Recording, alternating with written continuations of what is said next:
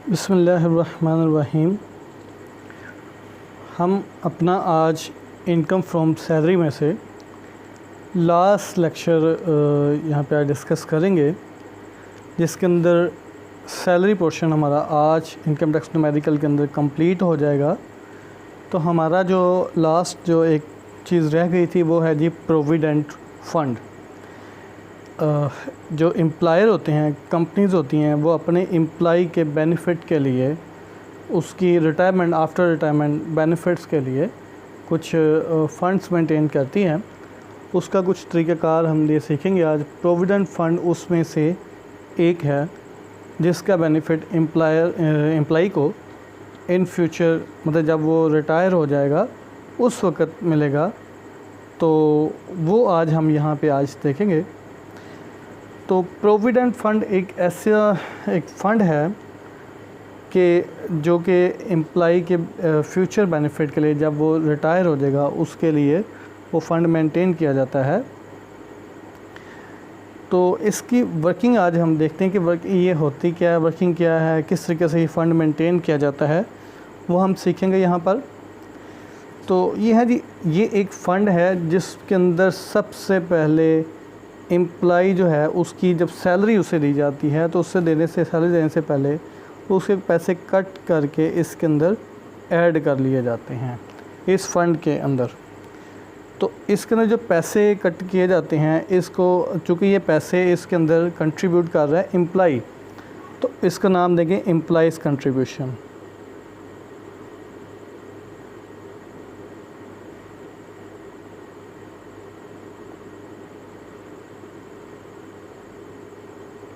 क्योंकि ये पैसे एम्प्लॉय के कट किए गए हैं, इसलिए हम एम्प्लॉय कंट्रीब्यूशन का नाम देंगे। इसी तरह हमारा जो एम्प्लॉयर होता है, मालिक, जितने पैसे एम्प्लॉय के कट करके इसके अंदर फ़ंड में ऐड किए जाते हैं, उतनी ही अमाउंट हमारा एम्प्लॉयर भी इसके अंदर ऐड करेगा ख़ुद अपनी तरफ से। जो कंपनी है, जितने पैसे सपोज़ कि 100 रुपीज़ एम्प्लॉय का काटा है, तो 100 रुपीज़ ही ये ख़ुद भी इसमें ऐड कर लेगा। तो इससे हम नाम दे देंगे जी एम्प्लॉयर कंट्रीब्यूशन।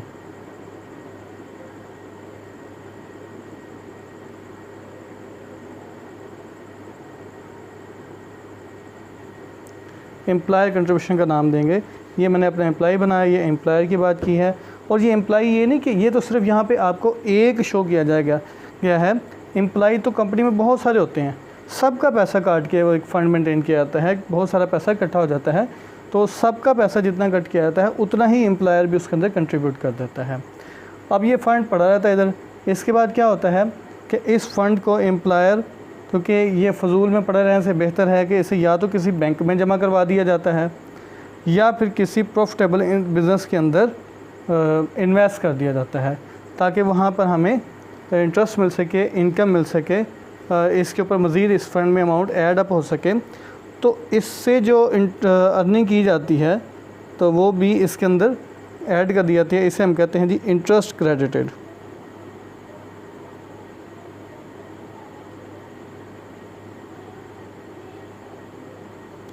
इंटरेस्ट क्रेडिटेड इसलिए कहते हैं कि जी ये जो अमाउंट जो इंटरेस्ट से मिल गया है, ये भी अमाउंट इंटरेस्ट के एम्प्लॉय के जो अकाउंट है उसके अंदर क्रेडिट कर दी जाती है, क्योंकि ये पैसा सारा एम्प्लॉय को दिया जाता है। अब जो टोटल पैसा इकट्ठा हो जाता है, एम्प्लॉय कंट्रीब्यूशन, एम्प्लॉयर कंट्रीब्यूशन और इंटरेस्ट क्रेडिट, ये सारा का पैसा जो है एम्प्लॉय को दे दिया जाता है। कब? जब वो रिटायर होता है या ड्यूरिंग सर्विस वो डिसेबल हो जाता है, क्या वो अपनी जॉब को बरकरार रखने के लिए जॉब के काबिल नहीं रहता या उसके डेथ हो जाती है।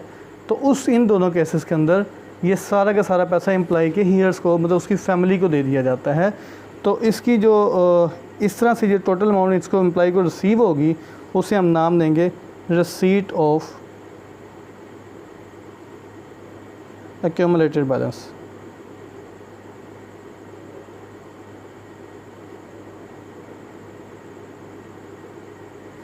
रिसीट ऑफ एक्यूमुलेटेड बैलेंस वो यहाँ पर ऐसे मिल जाएगी एम्प्लॉय को। तो ये चार जो हैं basically employ contribution, employer contribution, interest criteria, ये टोटल अमाउंट इकट्ठा हो जाती है और ये सारी की सारी अमाउंट बाद में एम्प्लॉय को दे दी जाती है। ये तो था इसका अंडरस्टैंडिंग कि प्रोविडेंट फ़ंड होता क्या है।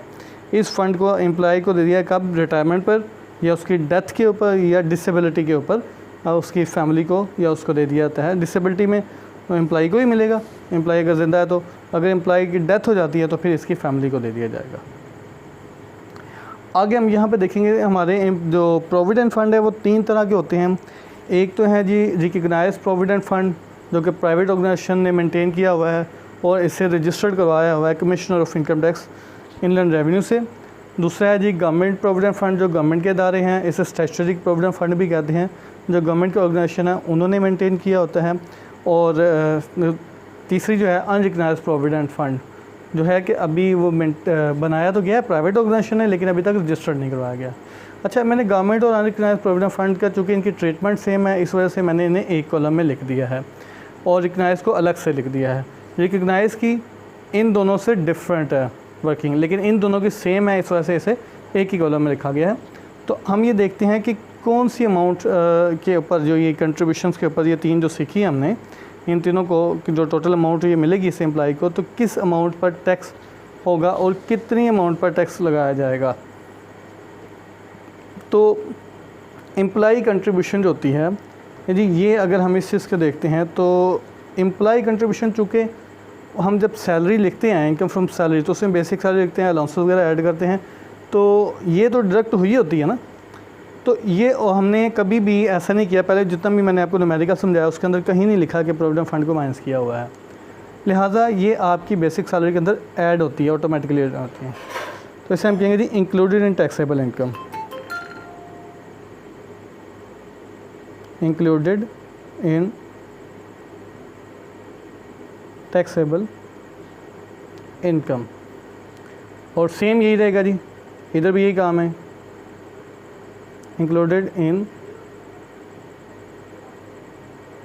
Taxable income. ये शामिल, ये ऑटोमेटिकली शामिल ही होती है उसके अंदर जी। अच्छा, एम्प्लॉयर कंट्रीब्यूशन, अब मालिक की कंट्रीब्यूशन की बात आती है। तो अगर मालिक ने जितनी कंट्रीब्यूशन की होगी तो उसका क्या होगा ट्रीटमेंट,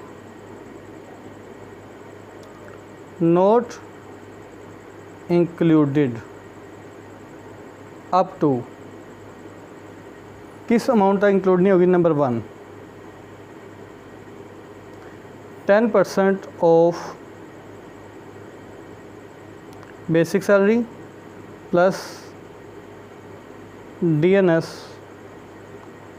अलाउंस।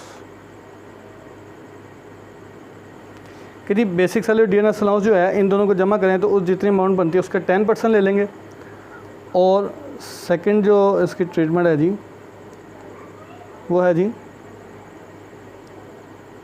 ₹1,50,000।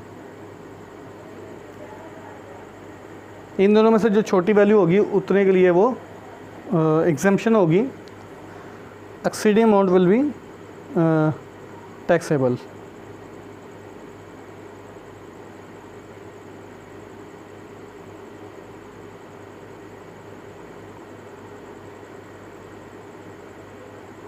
भाई इनमें से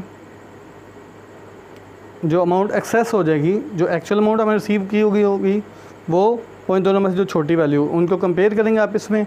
और अगर अमाउंट एक्सीड कर जाती है, जो हमें रिसीव हुई है वो इन दोनों में से किसी छोटी रकम से एक्सीड कर जाती है, तो बाकी अमाउंट जो है मेन कॉलम में ऐड कर दी जाएगी, लिख दी जाएगी, टैक्सेबल इनकम के अंदर ऐड कर दी जाएगी। जबकि अगर ये केस आता है तो फिर नहीं करना जी हमने इससे, not included in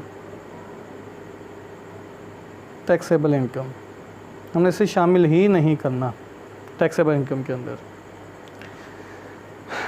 amount of interest credit की अगर हम बात करें तो इस पर हम थोड़ी सी देखेंगे कि यहाँ पे क्या होता है, नॉट इंक्लूडेड, इंक्लूड नहीं करना if number 1 rate of interest is less than or equal to 16%। अगर जी इंटरेस्ट की जो रेट है वो हमारा 16% या इससे कम है ये। और नंबर 2 1/3 ऑफ, फिर उसी तरह basic salary plus DNS allowance, ये basic salary plus DNS allowance जो है ये इनकी जो अमाउंट है उसका 1/3 ले लेंगे। अब फिर उसी तरह जो एक्चुअल अमाउंट होगी हमें इंटरेस्ट क्रेडिट दी गई होगी उसको, और इन दोनों में से जो लेसर अमाउंट है इनका आप इसे कंपैरिजन करेंगे। अगर जो हमें अमाउंट इंटरेस्ट की क्रेडिट की अमाउंट जो दी गई है ये रेट 16% से ज़्यादा है, और यहाँ पे जो अमाउंट है हमारी 1/3 और 16% है, हम कंपैरिजन करेंगे और एक्सीडिंग अमाउंट जो है वो टैक्सेबल हो जाएगा। कोई अमाउंट एक्साइड नहीं करती तो फिर मेन कॉलम में कुछ भी नहीं जाएगा। एक्सीडिंग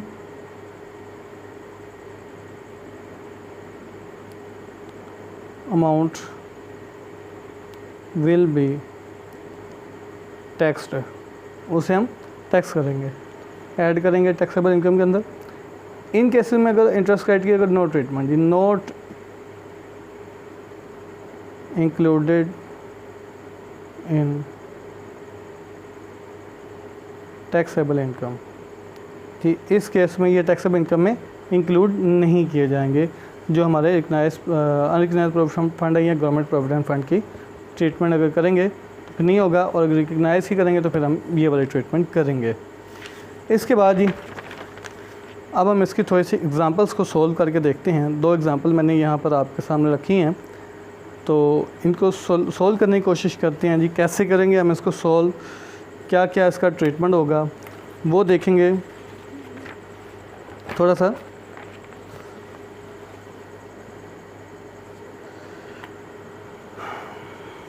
जी आपके सामने ये जो एक एग्ज़ाम्पल 1 है, इसको अगर हम सोल्व करते हैं तो इसका क्या ट्रीटमेंट होगा हम देखते हैं जी। इसका सॉल्यूशन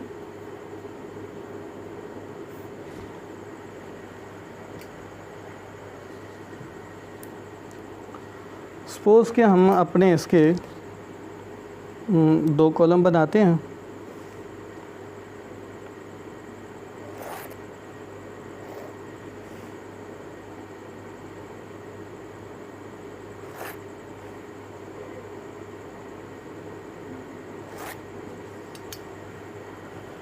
हम लिख लेते हैं इसके सामने जी, ये हमारा इनर कॉलम है और ये हमारा मेन कॉलम है। इस केस में सबसे पहले जो हमें दिया गया है बेसिक सैलरी तो हमें वर्किंग के लिए दी गई है। अब हम इसका दूसरा वो वर्किंग चेक करेंगे यहाँ पर अपनी।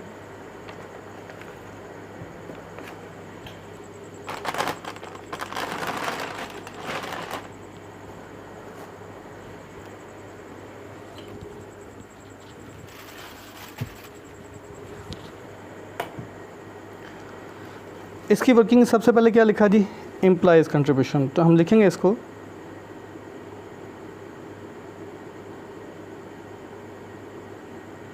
Employees contribution to recognise provident fund. Employ की जो कंट्रीब्यूशन है रिकग्नाइज प्रोविडेंट फंड में ये हमें दी गई है जी 1,40,000। तो इसका जो ट्रीटमेंट है वो जी ऑलरेडी क्योंकि ये ऐड होते हैं इसे हम लिखेंगे ऑटोमेटिकली इंक्लूडेड।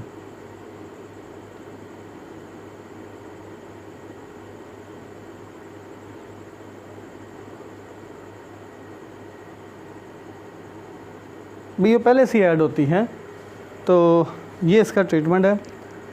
अब हमें मेन कॉलम में इससे लिखने की ज़रूरत नहीं है, जो ऊपर पहले ये जो सैलरी है उसके अंदर ये इंक्लूडेड है, शामिल है इसकी।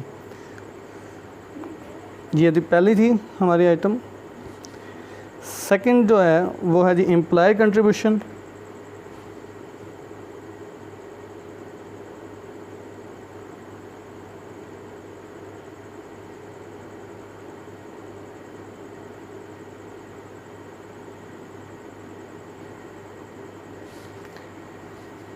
एम्प्लॉय कंट्रीब्यूशन इसकी हम ट्रीटमेंट अगर देखें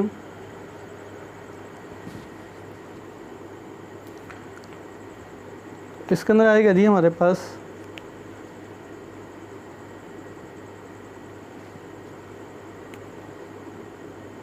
नंबर ए में 10% ऑफ।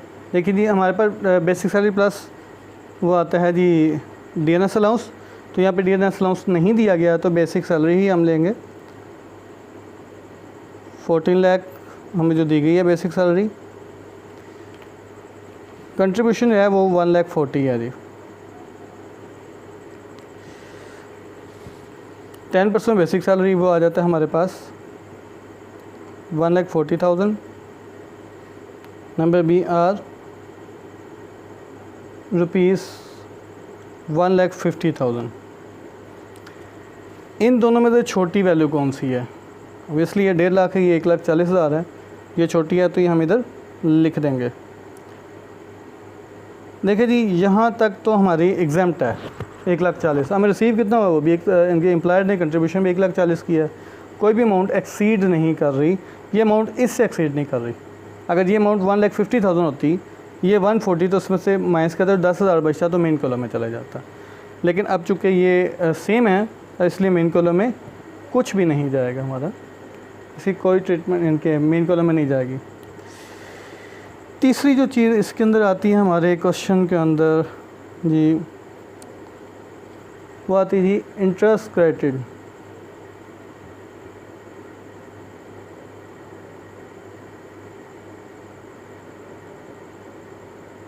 इंटरेस्ट जो क्रेडिट किया गया है वो है जी, वो हमें दिया गया है ऊपर क्वेश्चन के अंदर 56,000 है जी। जबकि रेट ऑफ इंटरेस्ट हमें कितना दिया गया, हमें यहाँ पर 20%। हमने ये देखा है कि 16%, हमने ये जो पीछे क्वेश्चन में सीखा था वो था कि रेट अगर हमारा 16% एग्जाम्प्ट है। अब चूँकि ये 16% नहीं है, ये 16% से ज़्यादा है, तो फिर हम क्या करेंगे, पहले करेंगे जी इस अमाउंट को 56,000 का मल्टीप्लाई कर देंगे 16, जो एग्जाम्पशन रेट है हमारा वो 16 है, divided by actual rate. Actual जो अब हमारा वो 20% है। तो जब डिवाइड करते हैं तो हमारे पास जो अमाउंट आती है वो आती है जी 44,800। ये हमारे पास अमाउंट आ जाएगी इसकी।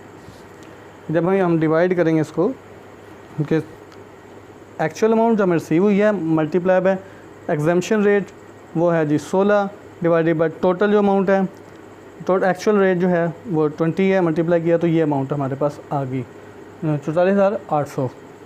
और बी केस में है जी 1/3 ऑफ। उसी तरह बेसिक सैलरी पास डीएनएस अलाउंस उसका 1/3 ले लेंगे, तभी हमारे पास तो डीएनएस अलाउंस नहीं है तो फिर हम इसी को बेसिक सैलरी को ले लेंगे।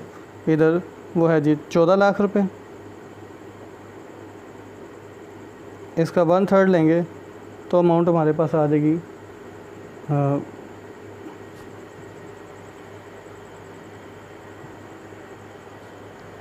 4 लाख। जो अमाउंट आती है 4,66,667 रुपीज़। जो अमाउंट बन रही है वो बन रही जी 4,66,667 रुपीज़। इन दोनों में से छोटी वैल्यू कौन सी जी? ए और बी में छोटी वैल्यू हमारे पास 44,800 या 4,66,667 है। तो ये जी हमारे पास 44,800 ये छोटी वैल्यू है, ये हम इसे इस तरफ लिखेंगे इधर कॉलम के अंदर। तो इस अपनी जो वैल्यू है 56 एक्चुअल अमाउंट, उसमें से ये माइनस करेंगे तो बाकी अमाउंट जो हमारे पास बचती है जी 11,200। जो अमाउंट एक्सीड कर रही है इस अमाउंट से, ये अमाउंट जितनी एक्सीड कर रही है वो टैक्सेबल हो जाएगी। तो ये तो हमारा पहला क्वेश्चन था। अब हम दूसरे क्वेश्चन की तरफ आते हैं, इसको भी सॉल्व करने की कोशिश करते हैं जी। इसका सॉल्यूशन क्या है?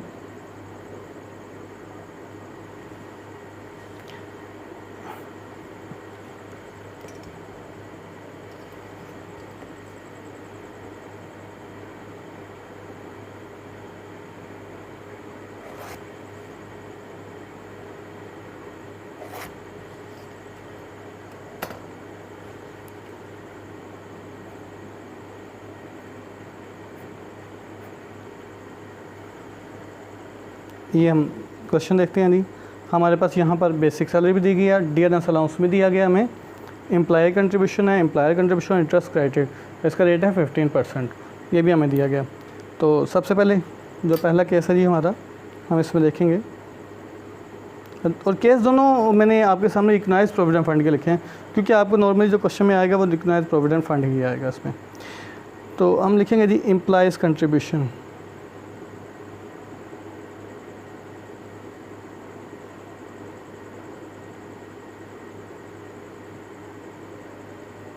जो एम्प्लॉय की कंट्रीब्यूशन है वो हमें उन्होंने दी है जी 1,30,000।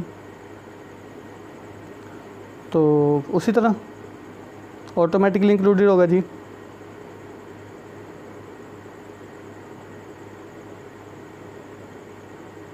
ये ऑटोमेटिकली इंक्लूडेड है, मेन कॉलम में कुछ नहीं जाएगा। दूसरा जो केस आता है हमारे पास वो आता है एम्प्लॉय कंट्रीब्यूशन।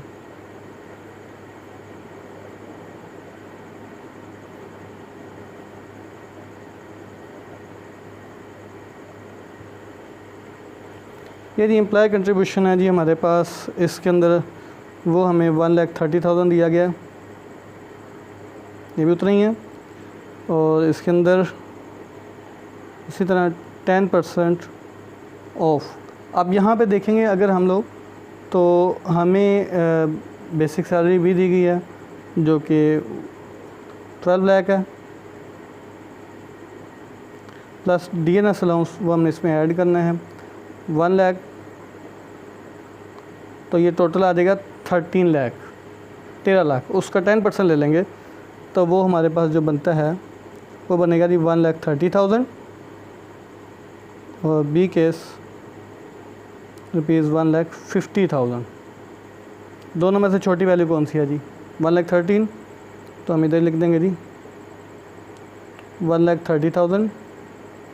अब चूँकि अमाउंट एक्सीड नहीं कर रही, इससे ये अमाउंट एक्सीड नहीं कर रही, तो मेन कॉलम में फिर भी कुछ नहीं जाएगा। तो वही है ना, अमाउंट तो वही है हमारे पास, सेम अमाउंट आ गई है, इस वजह से हमने इसे मेन कॉलम में नहीं लिखना। और लास्ट है जी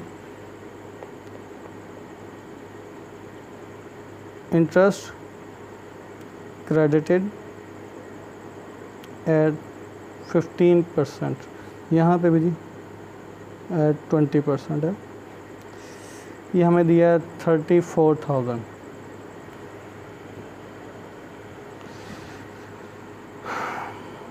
अब यहाँ पे देखें जी, हमारा जो इंटरेस्ट रेट है वो 15% है, जबकि एग्जम्पशन रेट जो है हमारा वो 16% है। तो ये इंटरेस्ट रेट 16 से कम है, so not included because interest rate is less than 16%, तो मेन कॉलम में कुछ नहीं जाएगा जी। इस केस में हमारी ये टैक्स ट्रीटमेंट होगी। ये दो आपके सामने मैंने एग्जांपल्स लिखी हैं और इससे फिर हमने सॉल्व भी किया है, देखा है कि इसकी ट्रीटमेंट क्या होगा, कि उसको ट्रीटमेंट को देखा है। उम्मीद है आप लोगों को समझ आ गई है। अगर फिर भी कोई बात रह गई है, कोई आपको बात क्लियर नहीं हुई, आप समझना चाहते हैं, तो आप मुझसे कांटेक्ट कर सकते हैं। शुक्रिया बेटा, अल्लाह हाफिज़।